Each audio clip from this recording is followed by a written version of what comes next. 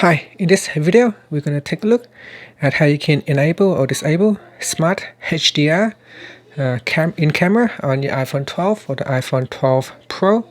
First, swipe up at the bottom to go back to your home screen. Then we're going to tap on the settings icon. And in the settings page, you want to go down and tap on camera. Then go down and tap on Smart HDR switch to turn it on or off. So it said here that Smart HDR intelligently blends the best parts of separate exposures into a single photo. So when you are taking a photo with your camera, it will take multiple photos at a different level of exposures, and then it will combine all the different photos, and it will produce the final image in the best quality possible.